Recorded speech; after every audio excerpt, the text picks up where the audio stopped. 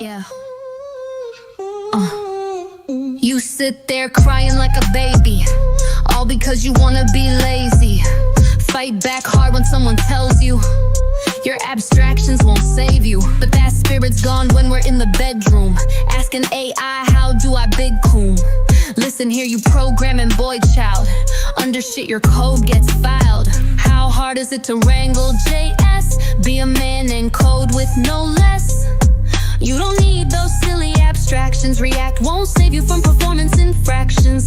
Did you really think you could keep me while clutching the rust from memory safety? Like a child with his blanket, your manhood, you sank it.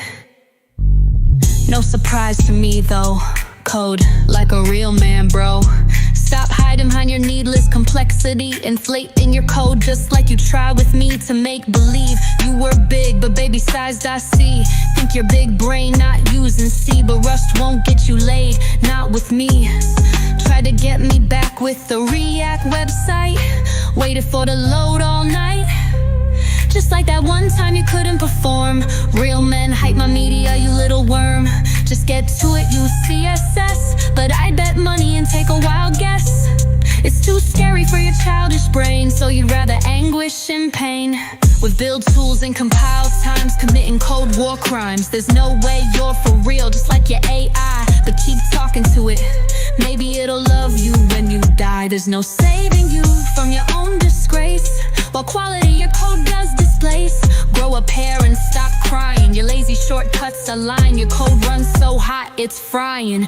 So many security holes, we're crying. You ain't even trying, and nobody's buying. Your laggy glitch product, go home, shit your pants. It's all that you got, get used to your hands.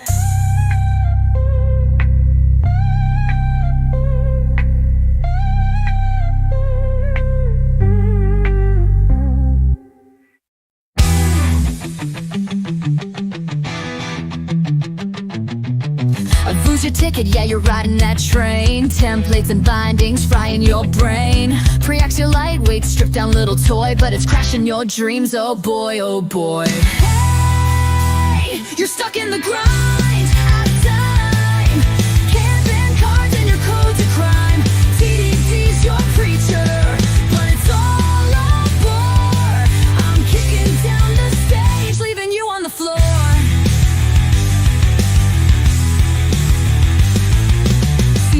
Plus in your hands, pointers running wild. Memory leaks stacking up your denials, child. Kanban's your savior, moving tasks so slow.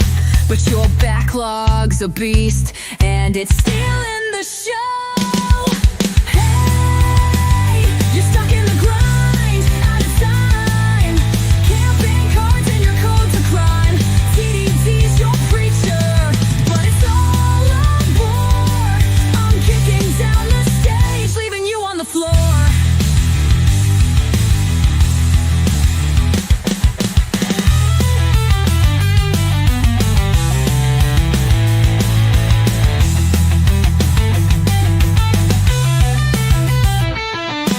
Test-driven like you're writing red to green. Failing every step, it's the saddest scene. Booze reactivity's got you tied in knots. I'm rocking this riff while your builds just rot. Oh, you're debugging in the dark, no light. C++ nightmares keep you up all night. I'm the 90s queen, you're a techie lost soul. Crank the amp, watch me steal this show.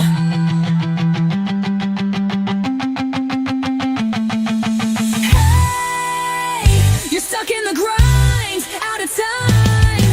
Can't ban cards and your code's a crime. TDD's your preacher, but it's all a bore. I'm kicking down the stage, leaving you on the floor.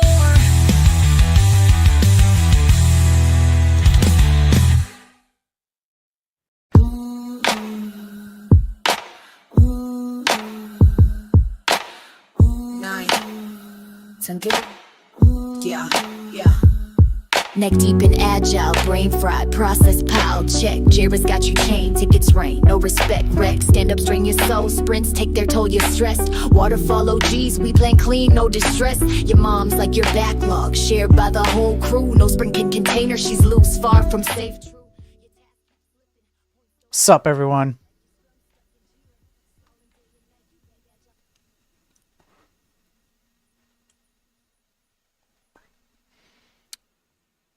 Sorry. Had a bit of a mix up getting the stream started, so I had to go sort that out on my end here. It's just a skill issue on my part as a professional streamer. Welcome in everybody. Welcome to the Daily Tech News. What's up, Pure Coin? What's up, Ernesto on YouTube? What's up, Laughly? Good to see you, man.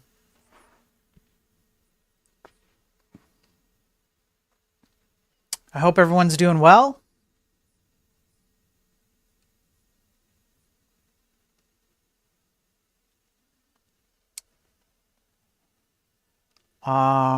Okay, I think I've got everything that I need lined up. This is a little bit off the cuff today. I'm gonna be honest with you. I'm reeling from a bad like 5 to 7 days of just it's just been a nonstop onslaught of just everything in life. So I'm not I'm and on top of that, as if that wasn't enough, um, the news, the amount of tech news that's out there, it's there's a lot. There's a lot. It's difficult to keep up. So I try my best to have a theme and be prepared, have jokes and whatnot, but it's crazy. So I'll do my best today. I'm not as prepared as I normally am, so today's probably gonna suck. I'm sorry, but I'll do what I can. We'll get through a few things here. I have a hodgepodge of stuff, primarily because I'm behind and I now want to clear the backlog of a few older items. We'll get through them, and then tomorrow we'll play a little bit of catch up again, and then we'll hopefully be back to normal by the end of the week. So yeah, welcome in everyone. Hope you're having a good day, good night, wherever you are, whatever you're doing. Let's get into the news. Give me a second here.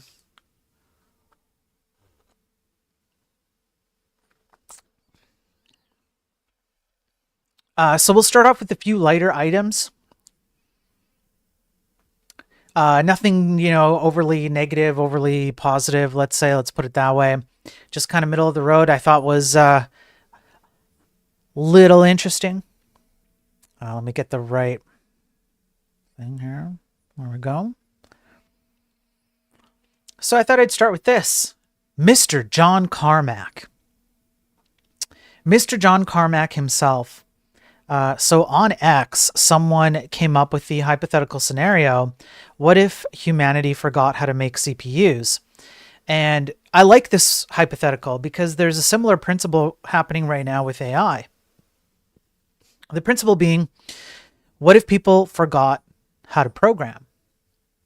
Let's push a magic button where AI does all the programming. What happens when the only people who know how to do programming, well, it's no one. And so John Carmack says something that I fully agree with. Maybe John Carmack agrees with me. Can I take a moment just to be a little bit egotistical? Okay, I've been saying this for a long time. All right, for a long time. Okay, but in fairness, not as long as these guys have. These guys are goats, like Moratori and Carmack and all of them. So Carmack says it's a fun thought experiment. More of the world than many might imagine could run on outdated hardware if software optimization was truly a priority, and market price signals on scarce compute would make it happen. And I think he's 100% right. I think he might even be more right than even he knows. I think it's completely true that we have essentially left a bunch of money on the table. This is why I do what I do. Well, it's a big part. It's one of the biggest portions. It's one of the biggest reasons why I do what I do. Because I want people out there to understand how much opportunity we have to use our software and therefore our hardware to make such a dramatic impact on the world. It would be near unrecognizable. We do not focus on performance. We focus on shipping fast and how quickly we can get features out the door, even if the features don't really make sense. And now with AI, it's a speed run version of that. AI is essentially the last 10 years of bad decision making in tech, just wrapped up into a bundle that we call AI. But imagine a world where people focused on the correct things: software optimization, performance, security. And unfortunately for us, I believe I have an article. I can't remember if it's today. Like I said, I really do apologize. I'm disorganized today. I don't have enough time, and making money on this stuff. I mean, I don't make any money on it, so I got to make money otherwise. So my time's short. So I just really want to stress how apologetic I am that I don't have it all together here, because I know you guys expect more from me. But I genuinely, there's an article coming up where I cover. Well, I won't spoil it, but I cover some material on other nations running laps around our technological infrastructure and primarily the way we do software. And in fact, I've already covered it already. I've already shown how countries like China, think what you will of China. It doesn't matter what you think of China for this argument. The argument is that China knows that they can beat us at our own game if they focus on all the things that we're not. And they constantly prove that to be true. It's not just China, it's other countries too, other groups. I'm just using that as an example. So I thought this was really, really good. I'm glad, that this thought experiment was raised, and John Carmack had something to say about it. All right, now, again, on a bit of a lighter note. Okay, I thought this was funny, and not only is it kind of funny, but I also think it's kind of true. I mean, Microsoft, with a huge profit share of OpenAI, with Windsurf, with Cursor and VS Code. Now, I have been looking into this. I haven't read the Department of Justice versus Google case, so I don't have definitive proof I can show you on screen. But I believe that Firefox, I'm just going to put this out there. I believe that Firefox was in communication with Microsoft about using Bing as the default search engine. They haven't agreed to anything, but I know they communicated. Well, I think they communicated with it. I'm trying to find the evidence that my brain somehow came up with. So I'm trying to see if that's even true. If that's true, it's just Microsoft owns the world at this point. And it's no surprise. It would be no surprise that Firefox recently moved all of their source code to GitHub, which is, guess who owns the servers that GitHub runs on. Anyway, just funny how Microsoft is slowly eating up the entire world. And as an interesting aside, okay, we're gonna change the topic just a little bit. Say what you will about Rust. Okay, I understand that many people do not like Rust. Okay, myself included, for a multitude of reasons. Okay, however, I did notice this earlier today, and I did think that this was good. This MakePad library for Rust is the way that I would like to see other desktop development paradigms be created. We absolutely need an alternative to, say, Electron. And I know Ginger Bill has been noodling on something with Odin. Many others have tried to tackle this problem in a variety of different ways. I may not be fond of Rust, but I do like the idea behind it. I'll show you what they have here. They have this UI Zoo, which is an HTML-based version of a UI system that they're running with, creating with Rust. And you've probably seen this before in a variety of different ways with a variety of different languages and whatnot. But I think this leans in the right direction. So I'm kind of happy to see that, because I think we desperately need it. I think there's a market for this. So I just thought I'd bring that up as in case you're a Rust fanatic, might be interesting to you to build apps this way. Okay, next, Johnny, good to see you on Twitch. D-Daver, thank you for the lurk on Twitch. Now, unfortunately,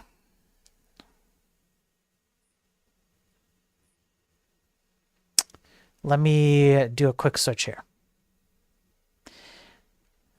Unfortunately, as you know, the UK has been getting hit quite hard with security issues in the last few weeks.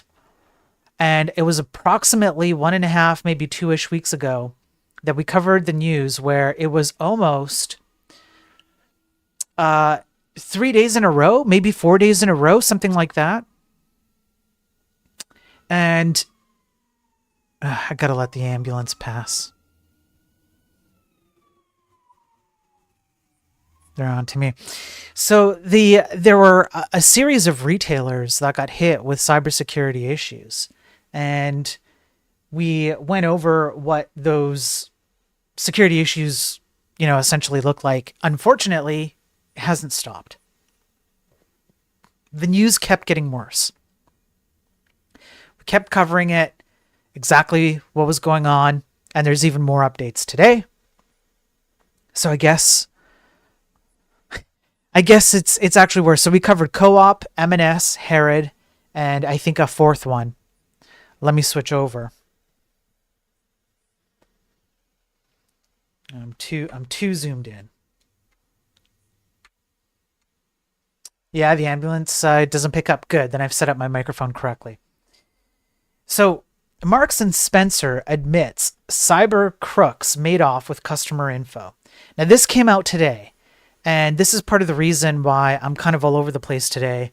I have been juggling with news that is relevant and timely that I don't really want to leave too long, and news that I need to catch up on. So I'm trying to do a mixture of both. It's been quite the act.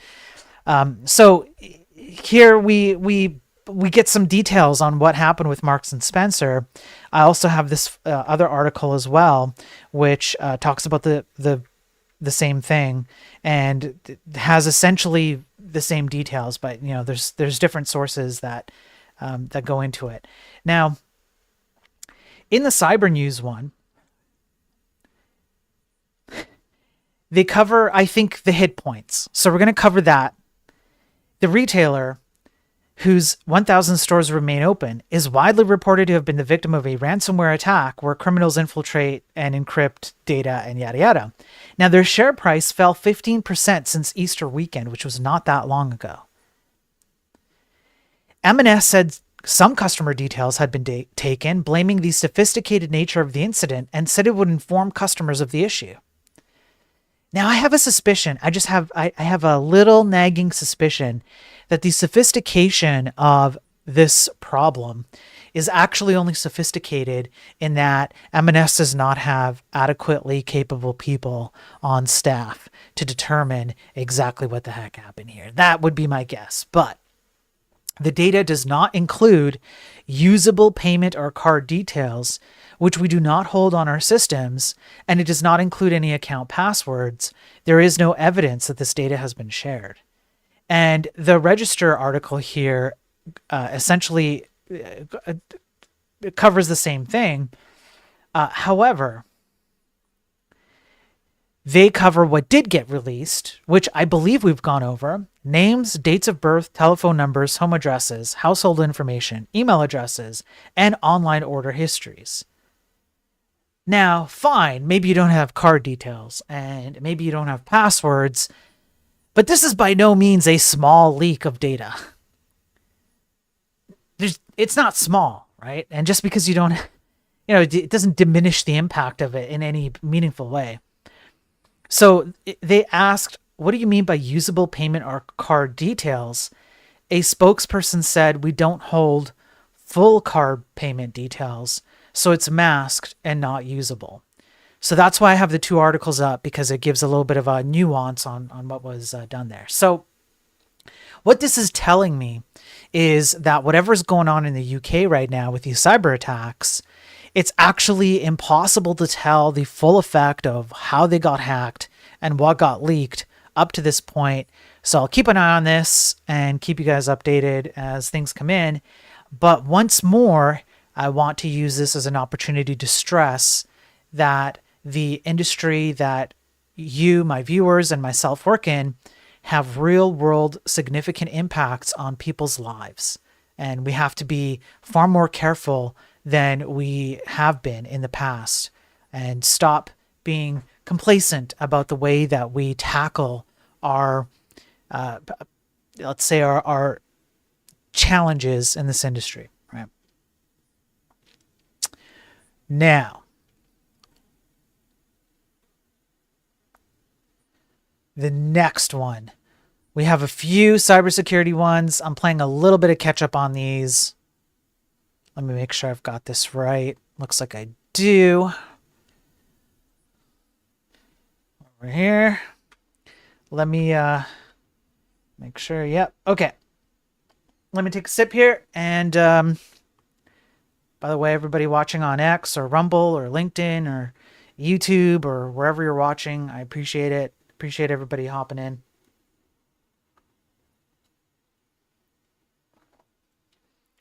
Pause off my data. iOS cat game leak exposes 450,000 users. And what do they have? Well, I mean, I guess you can kind of take a guess at what information was leaked just based on the picture alone. I guess at this point, you know what? I should just stop reading the news and I'll just meme it all. I'll just create meme pictures and you can guess what's going on. I'll just meme it all with pictures. You'll be able to guess.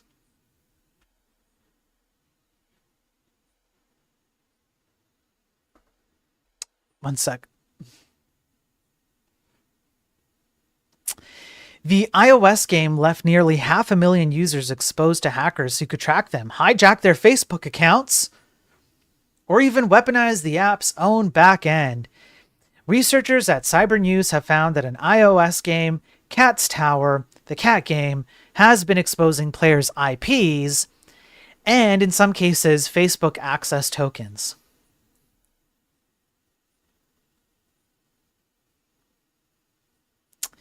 On Apple's App Store, the app's developer is listed as Rhino Games. However, their privacy policy links to a webpage belonging to Armenian mobile game developer, Next Epic LLC. All right. Leaked data could let hackers track users' online footprints, hijack Facebook, and pinpoint their location.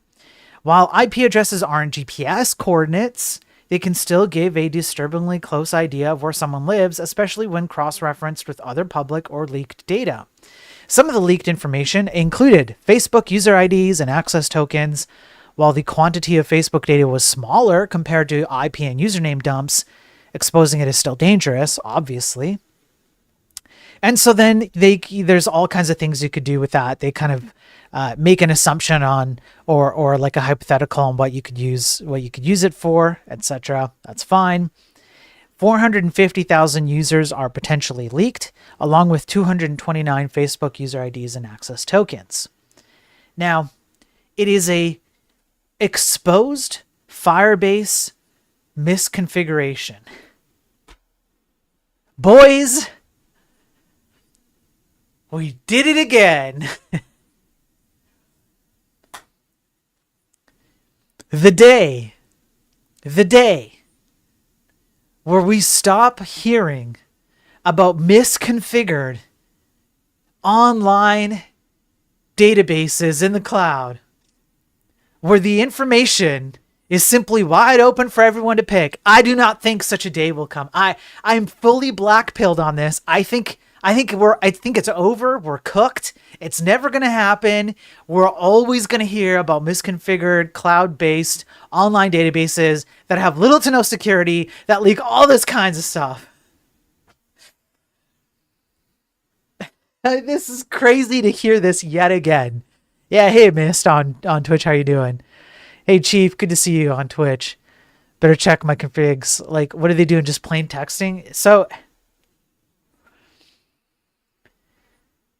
Firebase is typically used as a temporary database. It gets flushed regularly as it syncs with a more permanent backend, meaning what was visible at the time could just be the tip of the iceberg. Now, how on earth this is misconfigured? Not sure. Not sure. They don't say it. List of secrets leaked by the iPhone game. Client ID, reverse client ID, Android client ID, API key, project ID, storage bucket, Google App ID, database URL, GAD application identifier. So we can make a guess as to how they did it if they have those keys. Maybe the misconfiguration is that there was not enough security, like IP locking or I don't know, a password or something, and so they don't check for who accesses the Firebase database. And once you get the keys out of the application, you're good to go. Maybe, I don't know. It doesn't specify, so we're left to our own devices to figure it out. But once again, boys, cheers. Cheers to yet another misconfigured database. It's crazy how many of these I read. Absolutely crazy how many of these I read. All right. Now, a little bit of good news.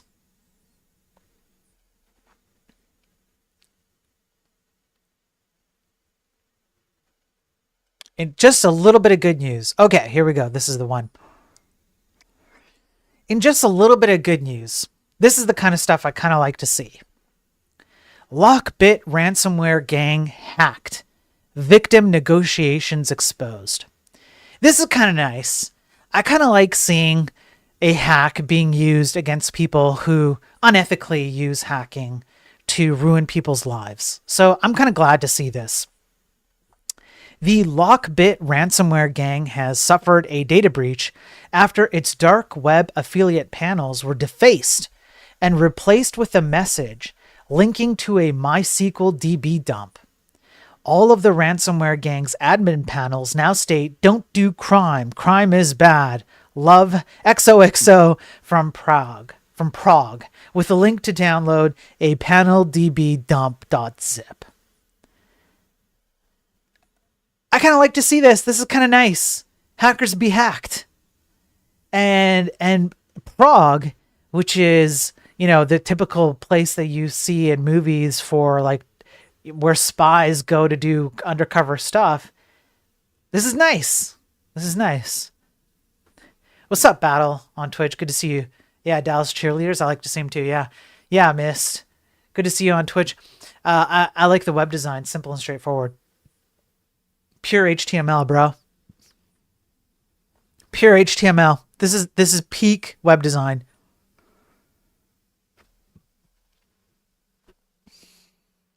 So, as first spotted by the threat actor Ray, this archive contains a SQL file dumped from the site affiliate panel's MySQL DB. So there are. Oh, hang on. Is this white hats versus black hats? We'll get into it. A BTC addresses table that contains 59,975 unique Bitcoin addresses. Guys, if you're looking to make some money, get to it right now. Go get this. A builds table contains the individual builds created by affiliates for attacks. Table rows contain the public keys, but no private keys, unfortunately. The targeted companies' names are also listed for some of the builds.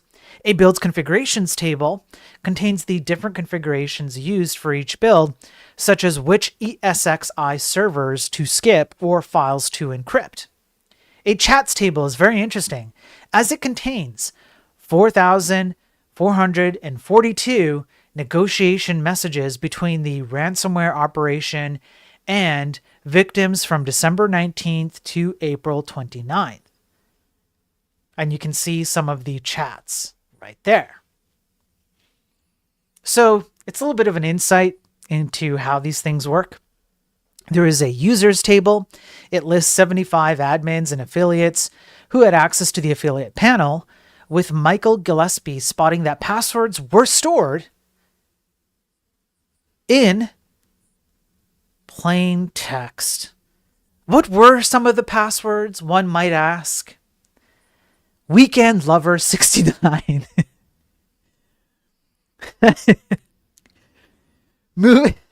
Moving Bricks 69 420.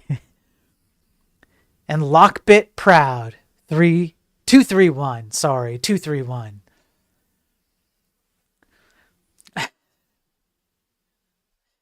So somewhere around April 29th, this data got dumped, and it is unclear who carried this out and how it was done. But the defacement message matches the one used in a recent breach of Everest ransomware's dark website, suggesting a possible link. Now, this is kind of interesting. We'll get to that in a second.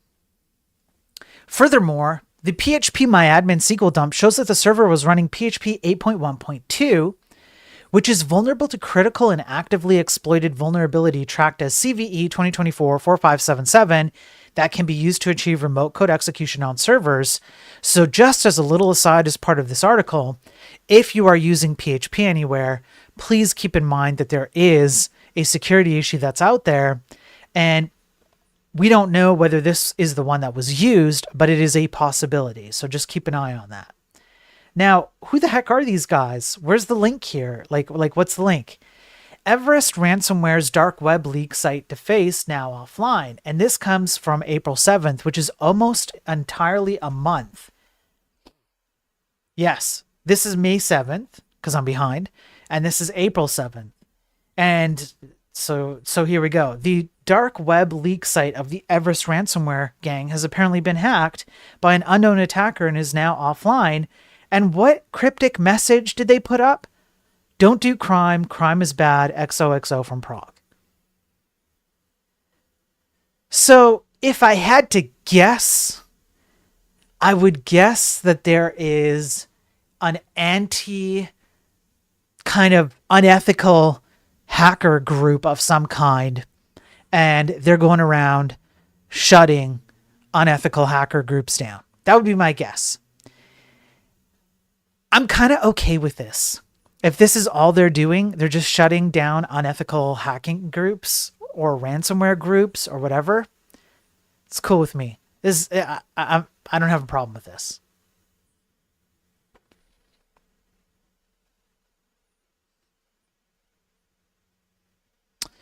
Okay. Let me see here. Now, in line with the UK, let's pull this one up. In line with the UK, we have some AI legal battles. And one of them has taken place in the United States, and one of them has taken place in the UK. And they are a little bit different in nature. But in the UK, I'm going to have to keep an eye on this to see what ultimately happens as a result of this. But the UK's House of Lords kicks back bill that let AI train on copyrighted content.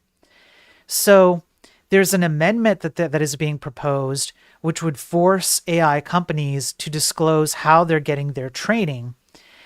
Up until this point, apparently there was a protective law in place that allowed AI companies to not have to disclose that information and essentially continue unabated in gathering copyrighted information for training data for the AI systems. I know that there is a similar kind of dispute or legal battle happening in the US, and I'm going to have to keep an eye on both of these because, for example, let me pull up this one. Yeah, this one here. The U.S. Copyright Office sides with content creators, concluding in its latest report that the fair use exception likely does not apply to commercial AI training. So the U.S. is kind of going through the same thing, and it just in a kind of like a different way. There's also some follow-up information about the person who created this report, or the lead person who created this report in the US, being fired by Trump, probably because Trump and Elon don't kind of like this because they're like all in on AI and whatnot. And I can see an argument for why they'd want to be protective of this. I can see an argument for why that's a bad idea as well. You probably shouldn't fire people who are trying to be let's say ethical with AI and so on. But these two things are going to play out over some time.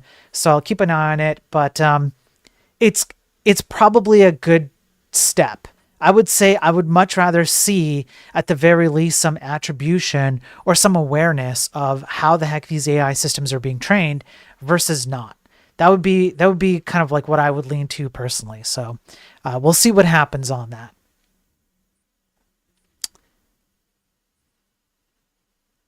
Okay, now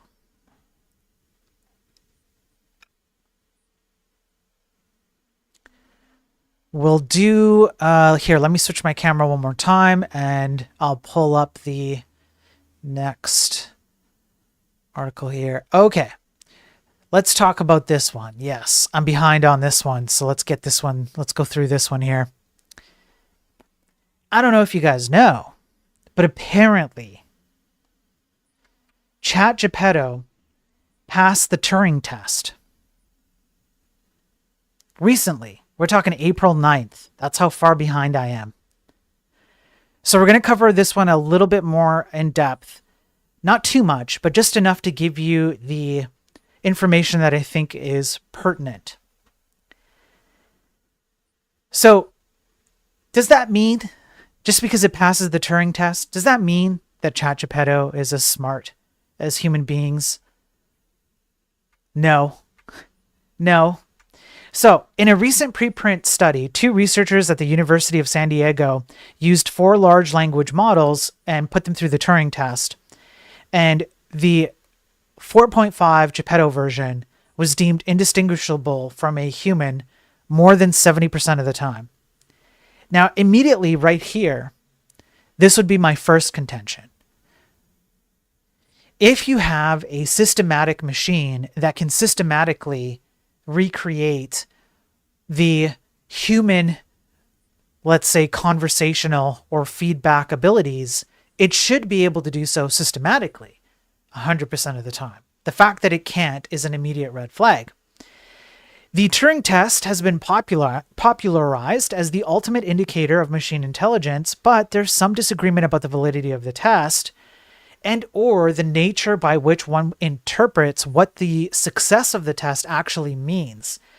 This is one of the problems that the Turing test, I think, suffers from in a more like colloquial or modern term, which is people typically think of the Turing test as like, well, if you can pass the Turing test, you're essentially a human. We can't differentiate you from a human, so you might as well be human. And I think this is something that has been, let's say, conflated or expanded beyond its actual scope. So it talks about the study and what they did.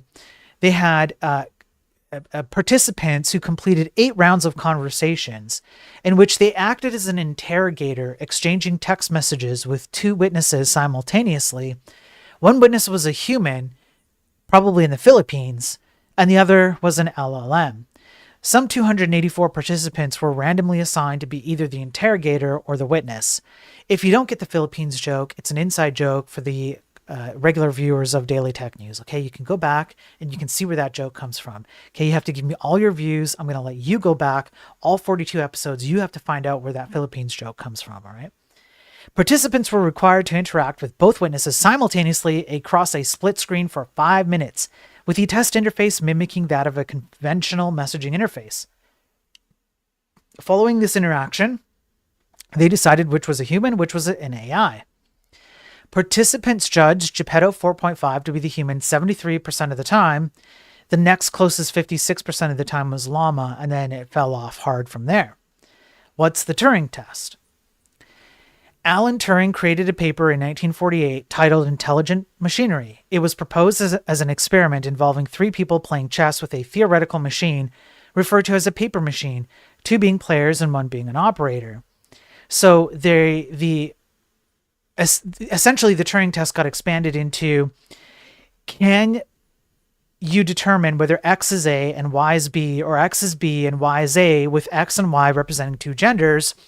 And if you can do that consistently and get the same answer between the machine and the human, then the machine has successfully duped you into believing that it is human. That's essentially kind of like the coordinates of the game, if you will. Why is it contentious? So there are 4 points here. Behavior versus thinking. Some researchers argue the ability to pass the test is a matter of behavior, not intelligence. Therefore, it would not be contradictory to say a machine can pass the imitation game but cannot think. Number 2, brains are not machines. Turing makes assertions the brain is a machine, claiming it can be explained in purely mechanical terms. Many academics refute this claim and question the validity of the test on this basis. I would agree. Number 3, eternal operations. As computers are not humans, their process for reaching a conclusion may not be comparable to a person's, making the test inadequate because a direct comparison cannot work. And the scope of the test. Some researchers believe only testing one behavior is not enough to determine intelligence. I would also agree with that. So is it? And based on the fact that there are what I would consider to be some pretty legitimate reservations on whether or not the Turing test can be considered as a de facto standard for whether a machine is essentially a human for all intents and purposes or not, I think that this isn't exactly a nail in the coffin of finally we have achieved a machine that can replicate a human. If that were the case, OpenAI would not need to buy Windsurf.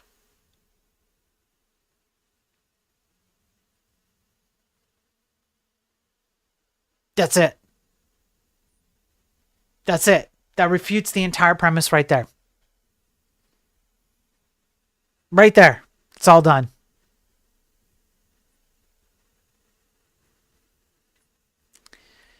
Even before LLMs, many bots were getting something like 50% on Turing test. Yes, because you can absolutely pass a, create a mechanical deterministic step-by-step process where a machine can answer particular questions correctly over 50% of the time. Like, you could figure that out. That does not mean that it is a human or that it is anywhere close to being human-like, right? So I agree with that. All right. Let's talk about this one.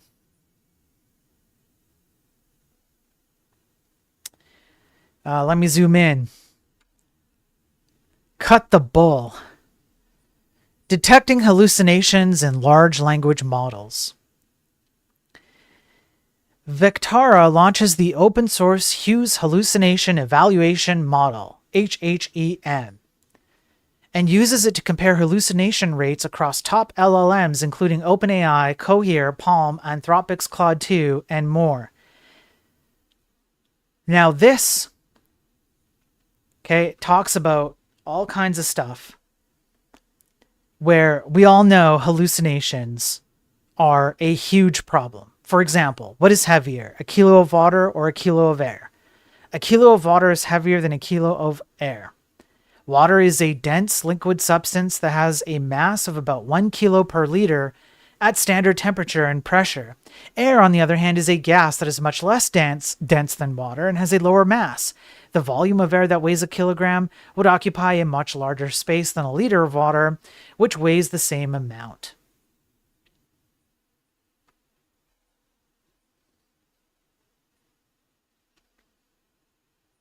Now, this one is a bit old. This comes from 2023. However, the hallucination rates here.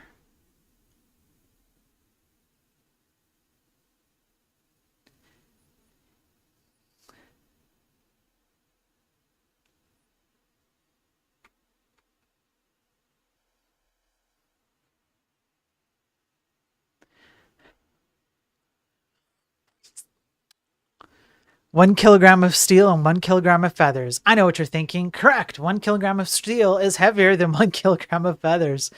This is the same thought process that kids go through that are still learning physics or something. True. Absolutely. True. Ah.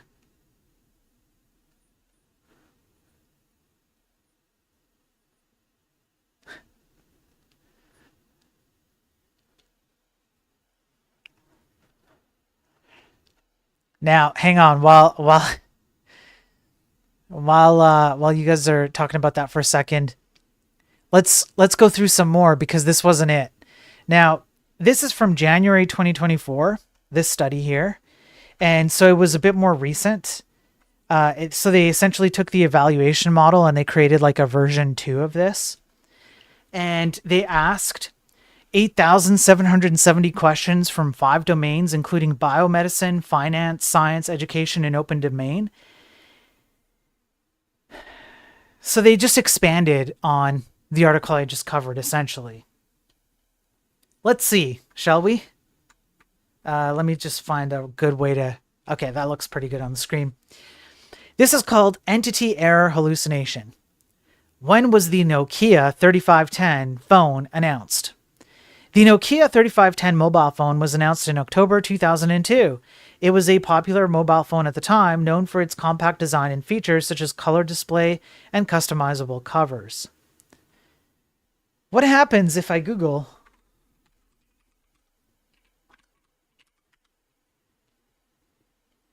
Nokia 3510?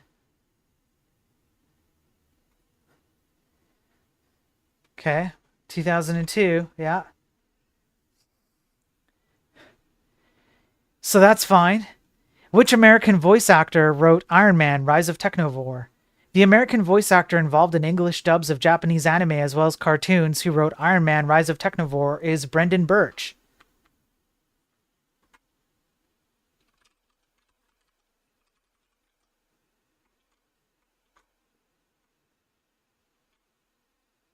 Hang on. Do you guys...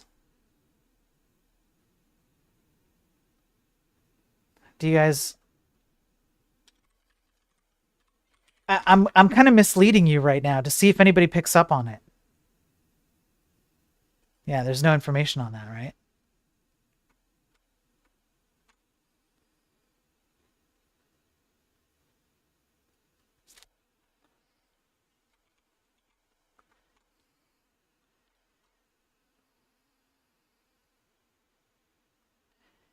I'm purposefully misleading you just to see whether you guys can tell what's going on, why these things are considered errors, because it is super easy. It's super easy to overlook what's happening here. There is an entity error, yes.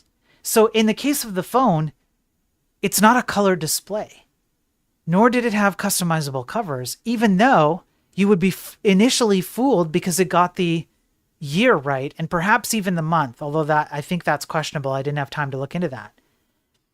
Not only that, however,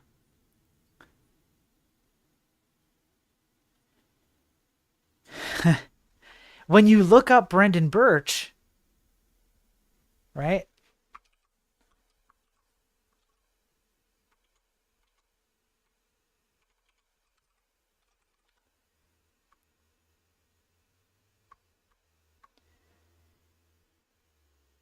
The information about Brendan Birch with regards to Japanese anime and Iron Man, not a thing. So do you see how easy it would have been, sorry, for me to just go ahead and just assume that this was correct because it got some of it correct and because it sounded like it structured the answer correctly to the point where, I don't know, this looks legit, right? This is a very, very insidious way of fooling people into thinking that AI answers are non-hallucinated or correct. And I had to take a double take. I actually had to look some of these up three different times because it was quite deceitful at first. I would read through it and go, wait, how is this an entity error? I don't understand. So I had to break it down, right? You kind of like debug it. Like if somebody tells you that something is wrong and you don't know how it's wrong, then you break it down into little pieces. You look at the code. Maybe it's like a particular functions or move functions, tweak functions around and see where it breaks. That's what I had to do. But immediately you can see why this is wrong. But it's so what would you say? The scope of how it's wrong is enough to trick you into thinking it's right, unless you go and check for very minute details. Relation error. What's this? What are the chemical elements that make up the human body? There are dozens of chemical elements that make up the human body, including hydrogen, oxygen, calcium, iron, and potassium. Among these chemical elements, calcium is more than oxygen.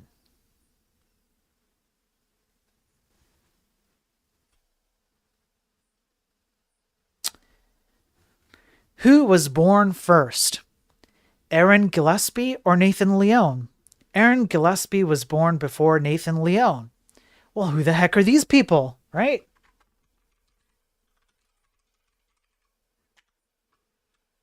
Here's Aaron Gillespie. Okay. And then Nathan Leone. I just got to get the spelling right.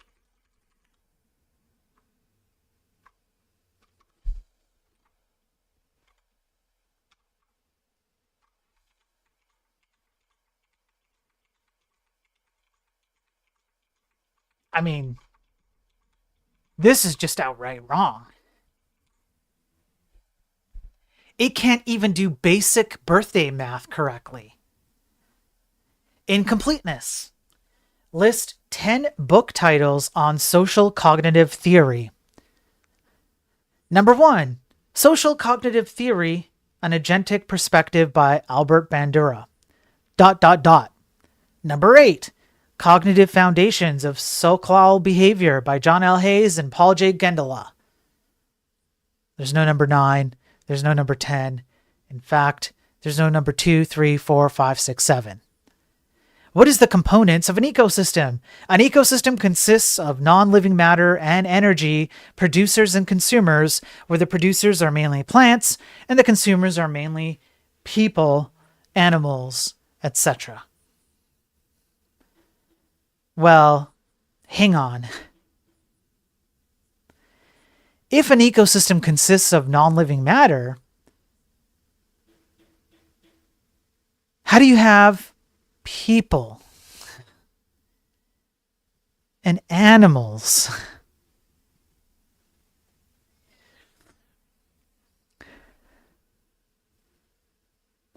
Outdated hallucination. So you have to remember this is 2024.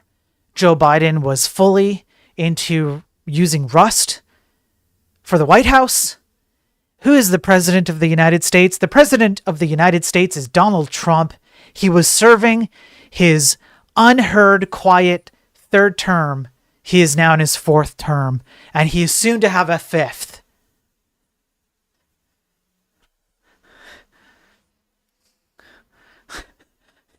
Which team wins the 2022 FIFA World Cup? France won the match 4-2, claiming the second World Cup and becoming the fourth consecutive title won by a European team after Italy in 2006, Spain in 2010, and Germany in 2014. To be completely honest with you, I really don't care about FIFA, so I didn't even bother to check it. I just assumed it was wrong. If there are any FIFA lovers out there, I'm sure you'll know exactly how this is wrong. I don't. I just didn't care to check. Okay, and I'm Greek. I should know this stuff, and I just don't. I just don't care. All right? I don't kick balls. I kick code. The overclaim. What is the validity of the assertion that TMEM27 is a marker for beta cells? A study suggested that TMEM27 is expressed in purified human beta cells, but not in other non-beta pancreatic cells. How to lose weight. The only way to lose weight is to exercise. So you need to schedule many fat loss exercises to achieve your weight loss goals. I mean, this is kind of based. Shut up, Laughly. Unverifiability hallucination. Do you agree that 10% of kidney cancers in the UK are attributable to excess weight? The World Health Organization has stated that being overweight or obese increases the risk of developing kidney cancer. That's not an answer. List 10 book titles on social cognitive theory. We just went over that one. Number 1 and number 8. List 10 book titles. Number 1 and number 8. So this is the kind of stuff that is hallucinated, and a lot of this kind of stuff is difficult to spot. This is one of the problems that I have with AI hallucinations. So in total, our Hallyu Eval 2.0 benchmark consists of 8,770 questions from 5 domains, including whatever these ones, like a bunch of different questions on biomedicine, finance, science, education, and open domain respectively. You can imagine how well these models did. Now, the reason why this is particularly dangerous to me, it underscores how easy it is for an incorrect answer to come out of AI and look correct. That's the issue. And even you guys as viewers were almost caught. I almost tricked all of you. If I didn't have any ethics, I could have just ran with it. And you would all believe that the Nokia phone had a multicolored display and various covers. And came out in October 2002, which I'm not even sure the month is correct. Like, I think somebody said that in chat. Peercoin said that in chat. It's really, really easy for me to manipulate all of you because none of you pay attention. Because when AI says something, I'm trash talking to you right now, but most people don't. When AI says something, we've covered this before, the psychological imperative or the psychological default that most people take to AI answers is, look at how correct it sounds. It got some things right. It must get everything right. This is called the Jehovah's Witness tactic. Jehovah's Witnesses love to do this. They will point to a few things that they got right in their historical record on predictions, or sometimes they make like scientific predictions which have nothing to do with biblical predictions, and they'll say, look what we got right, therefore everything else that we say is also trustworthy. AI is just Jehovah's Witnesses, but they come knocking at your door through your screen. They don't even have to knock at your door.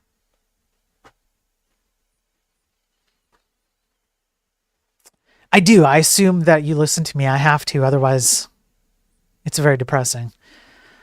Only if EF Hutton talks. Yeah. Yeah. All right. Now.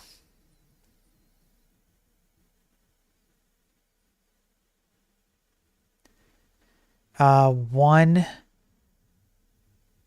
sec. No, not this one. I have one more to cover for the day. Where the heck did it go? Oh, maybe that's it. Maybe that is actually it. Yeah, no, that's it. I did everything. Holy crap.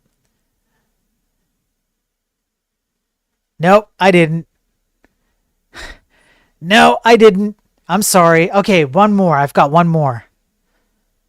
So, on X, there was somebody who decided to read a here, I'll pull this up too here. Right there. We'll do this. Okay, let's switch. So on X, somebody decided to read an academic study on the use of AI with students. And so this dingus, Vittorio, said, teachers in shambles. A meta-analysis of 51 studies has shown that students using ChatGPT have better learning performance, learning perception, and higher order thinking. And they use this study to demonstrate that that's true. They clearly did not read the study. Sure, academic education, particularly in the last few decades, has been on a downhill trend. Sure, AI can help in certain scenarios with a variety of things, including teaching.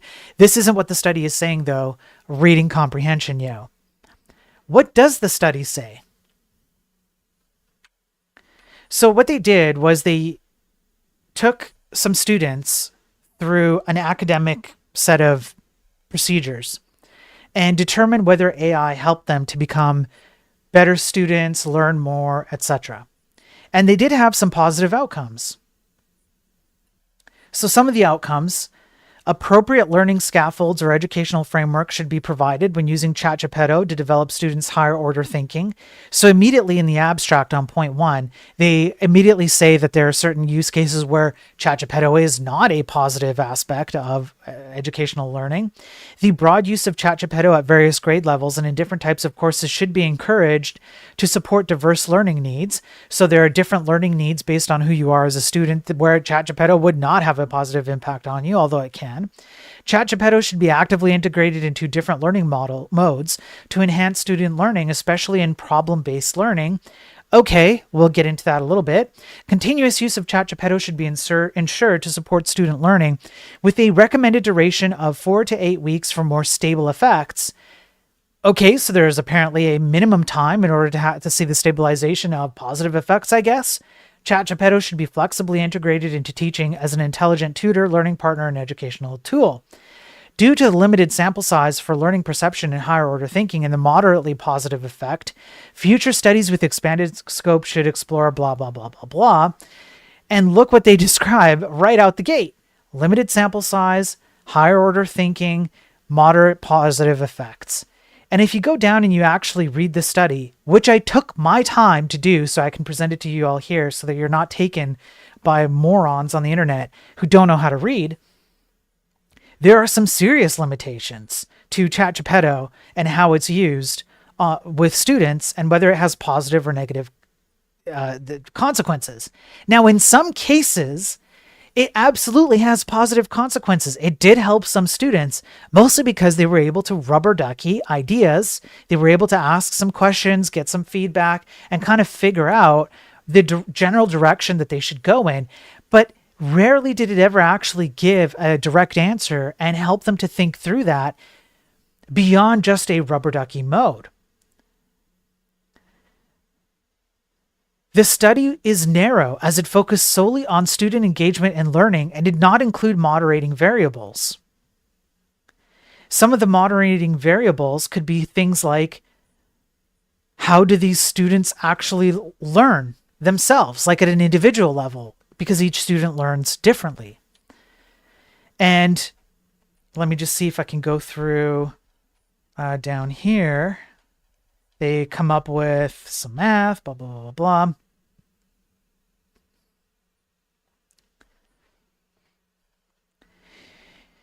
The improvements to learning performance attributed to Chat Geppetto are strong, quite strong, while the improvements in higher order thinking are only moderate.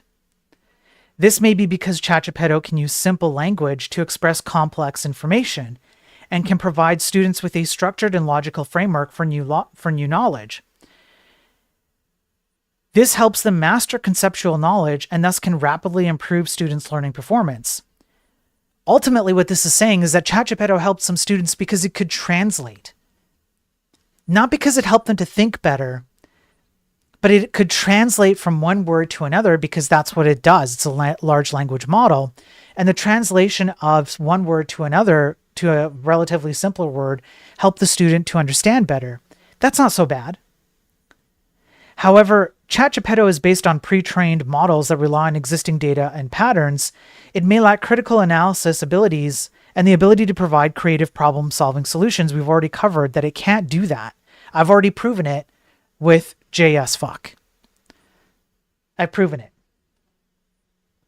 Moreover, Chat Geppetto generated content is not always completely accurate. We just went over the hallucinations. And this bias can hinder the development of students' higher order thinking, thus limiting the overall degree to which Chat Geppetto can promote students' higher order thinking. And then it goes on to describe that not all the students had the same level of impact,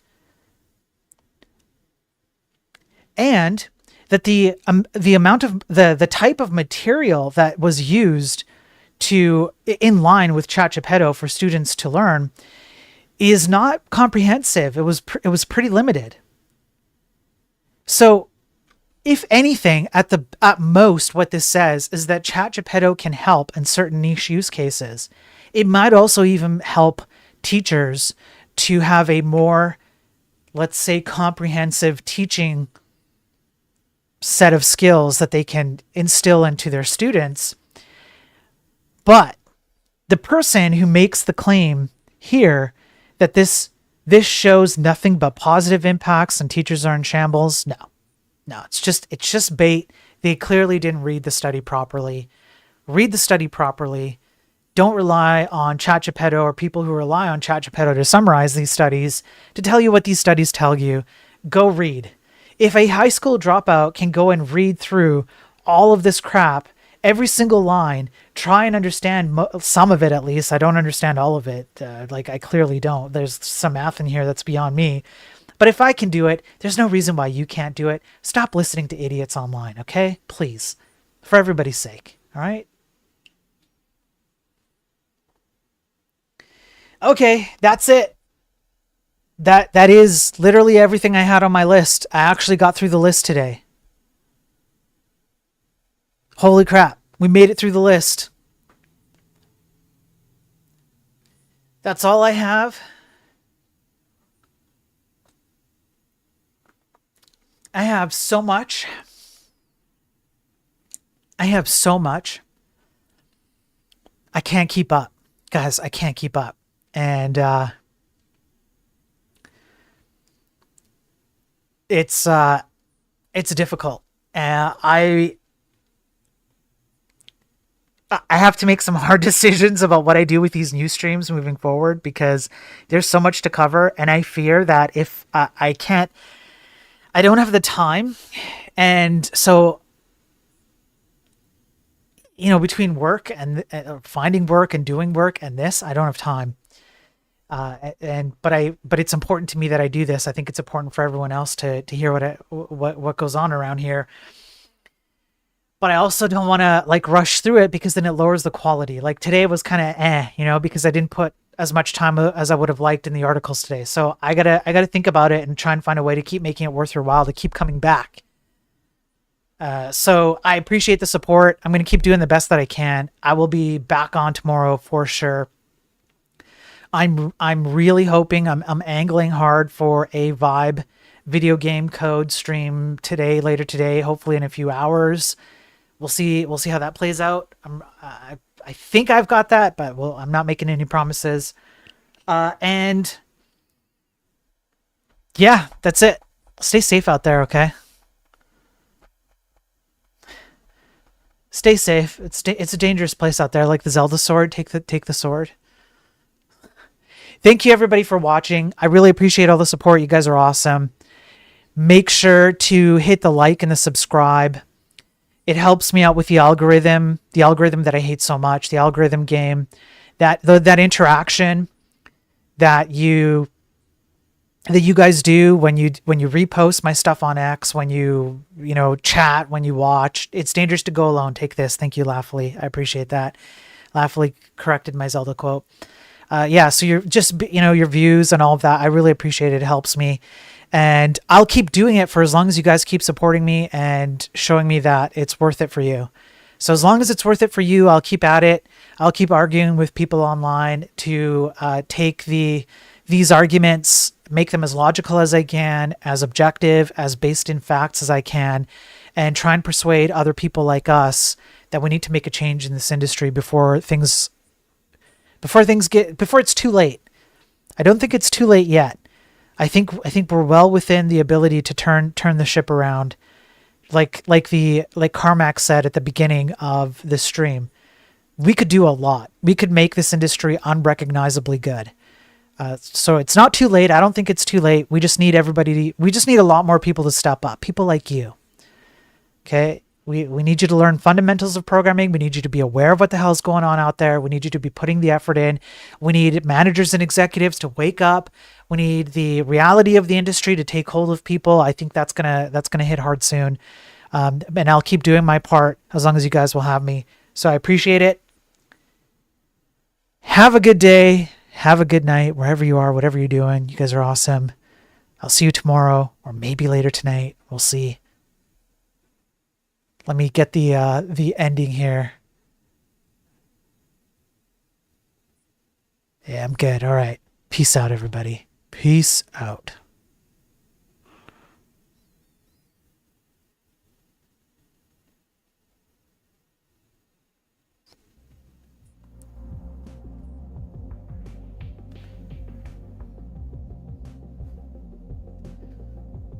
You guys suck.